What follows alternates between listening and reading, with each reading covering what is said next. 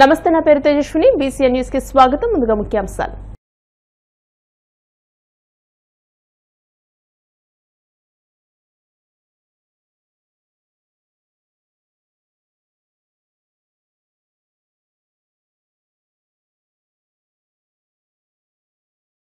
ఎన్నికల ముందు సిద్ధమని నినాదాలు చేసిన వారికి సూటిగా సవాల్ విసురుతున్నా దమ్ముంటే అసెంబ్లీకి రండి, ఎవరిది విధ్వంసమో ఎవరిది అభివృద్ధో తేల్చుకుందామంటూ ముఖ్యమంత్రి చంద్రబాబు వైసీపీకి బహిరంగ సవాల్ విసిరారు. రాజంపేట నియోజకవర్గంలోని బోయినపల్లిలో జరిగిన ప్రజావేదిక సభలో ఆయన ప్రసంగిస్తూ గత 5 ఏళ్ల పాలనపై చర్చకు తాను సిద్ధంగా ఉన్నానని, వైసీపీ నేతలు సిద్ధమేనా అని ప్రశ్నించారు. ఈ సవాల్ ప్రస్తుతం రాష్ట్ర రాజకీయాల్లో తీవ్ర చర్చనీయాంశంగా మారింది. గత ప్రభుత్వ హయాంలో జరిగిన ప్రతి అంశంపైన చర్చకు సిద్ధమని చంద్రబాబు స్పష్టం చేశారు. ముఖ్యమంత్రి అయిన తర్వాత యునైటెడ్ ఫ్రంట్ గాని ఎన్డీఏ గాని మనం కూడా భాగస్వాములై మన రాష్ట్రానికి ఉపయోగించుకున్నాం. ఇలాంటి రాజకీయాలు మనం చేస్తే ఈ రాష్ట్రంలో ఒక ఫేక్ పార్టీ ఉంది. ఆ పార్టీకి సవాలు విసురుతున్నా మీ అందరి తరపున. ఇప్పుడంతా కూడా బ్లూ మీడియా ఉంది. అవినీతితో పేపర్ పెట్టుకున్నారు, ఒక టీవీని పెట్టారు. అన్ని తప్పులే. మనం అవునంటే అడ్డంగా కాదంటారు. పేదవాడికి పింఛన్ ఇవ్వాలంటే నువ్వు చెప్పావు కాబట్టి ఇవ్వకూడదంటారు. మనం పోలవరం కడితే పోలవరాన్ని కూల్చేస్తారు. మనం అమరావతి ప్రజా రాజధాని అమరావతి ఉండాలని మనం ఆకాంక్షిస్తే ఈ అమరావతి ఎడారిని చేస్తామని ఎడారి చేస్తారు. మన రోడ్లేస్తే రోడ్లన్నీ గుంతలు పెడతారు. అలాంటి పార్టీకి నేను ఇచ్చే సవాల్ ఏంటంటే, మొన్నన్నారు సిద్ధం అని ఎగిరిపడ్డారు. సూటిగా అడుగుతున్నా, అసెంబ్లీకి సిద్ధమా? 11 మంది ఉన్నారు. అసెంబ్లీకి రండి. ఎవరిది విధ్వంసమో ఎవరిది అభివృద్ధో ఎవరికి సంక్షేమ కార్యక్రమాలు చేసే సత్తా ఉందో చర్చించడానికి నేను సిద్ధంగా ఉన్నా. సూపర్ 6 మీద అవాకులు చవాకులు వాళ్తున్నారు. నేను అడుగుతున్నా, అసెంబ్లీకి రండి. ఎవరికి ఏ నిమిషంలో ఎక్కడిచ్చామో సమాధానం చెప్పే ధైర్యం సత్తా ఈ ప్రభుత్వానికి ఉందని చెప్పి కూడా నేను మీకు తెలియజేస్తున్నా. సాగునీటి ప్రాజెక్టుల వరకు కడాన ప్రాజెక్టులు కడితే గ్రీస్ వేయలేని పెద్ద మనుషులు ఇక్కడే అన్నమయ్య డ్యామ్ కొట్టుకోబోతే ఏమైంది తమ్ముళ్ళు అని మిమ్మల్ని అడుగుతున్నా. మళ్లీ దాన్ని బాగు చేసే బాధ్యత ఎక్కడ కడితే బాగుంటుందో అక్కడే కట్టించే బాధ్యత ఈ ప్రభుత్వానిది. రాష్ట్రంలో పెట్టుబడులు కడాన నిన్న జరిగిన పులివెందల ఎన్నిక కూడా ఒంటిమిట్ట ఎన్నిక, ఇక్కడ జరిగిన ఎన్నికను గురించి మాట్లాడడానికే సిద్ధం.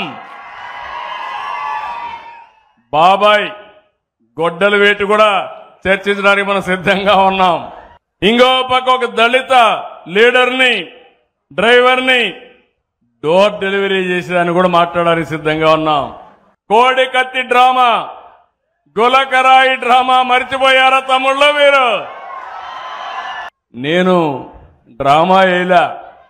నా మీద 23 క్లేమోర్ మైన్స్ వెంకటేశ్వర స్వామి పాద పద్మాల దగ్గర జరిగితే నేను భయపడ్డానా తల్లి అని మిమ్మల్ని అడుగుతున్నా.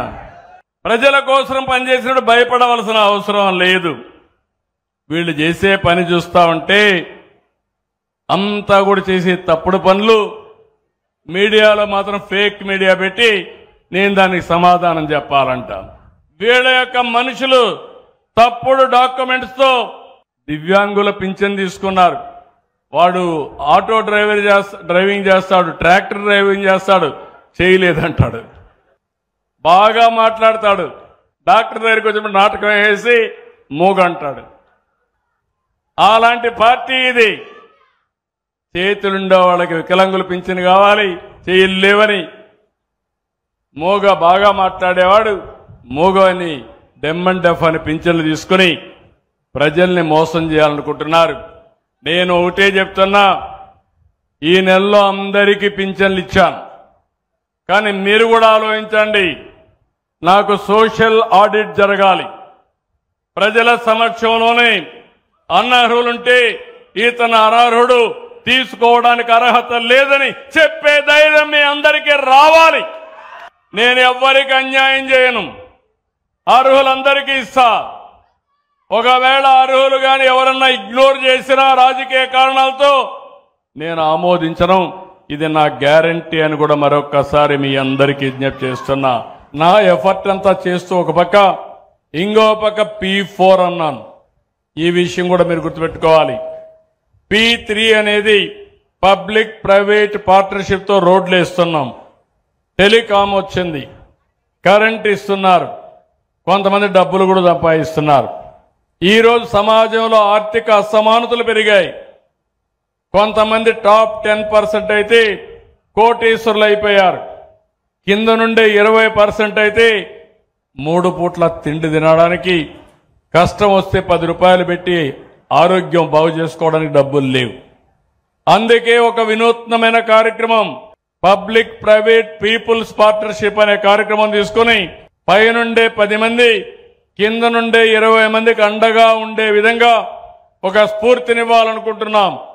ఒకప్పుడు ప్రజల వద్దకు పాలన తీసుకొచ్చాం, ఆ తర్వాత జన్మభూమి తీసుకొచ్చాం.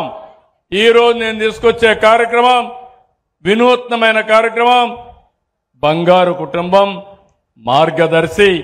ఇది స్వచ్ఛందంగా ముందుకు రావాల్సిన అవసరం ఉంది.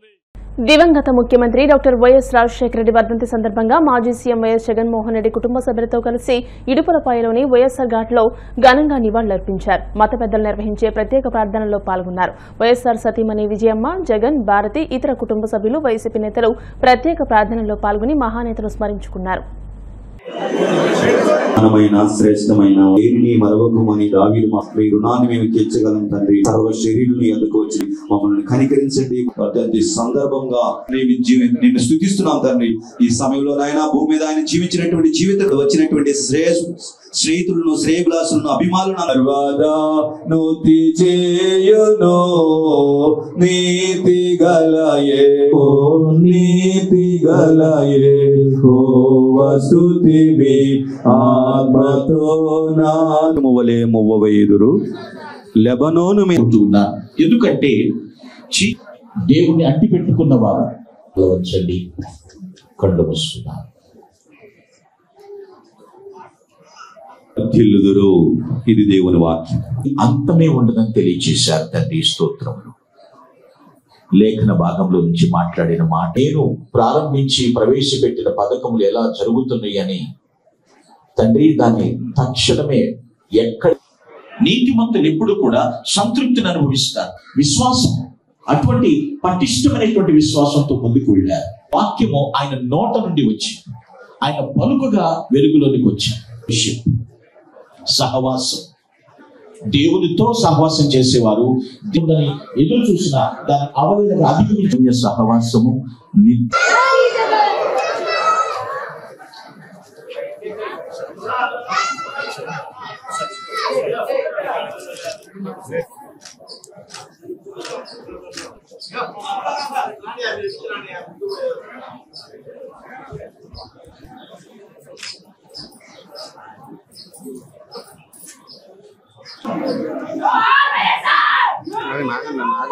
ఆగండి.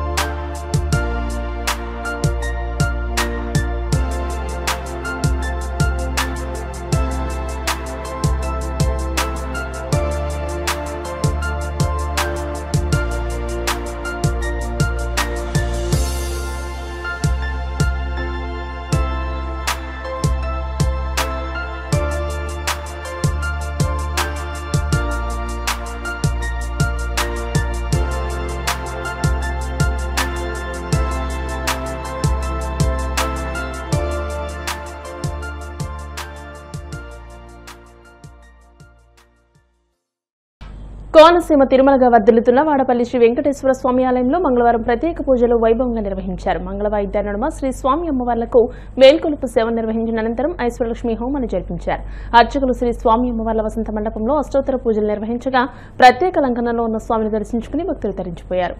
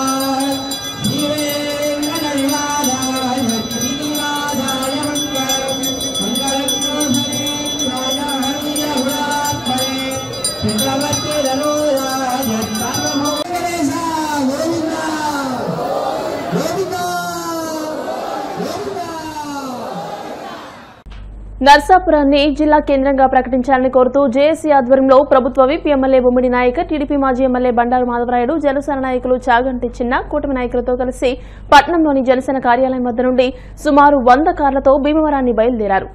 నర్సాపురం జిల్లా కేంద్రంగా పునః పరిశీలించి ప్రకటించాలని కోరుతూ జిల్లా కలెక్టర్, కేంద్ర మంత్రి శ్రీనివాస్ వర్మను కలిసి మెమోరాండం ఇవ్వడానికి వెళ్లారు. ఈ ర్యాలీలో జేఏసీ నాయకులు తదితరులు పాల్గొన్నారు.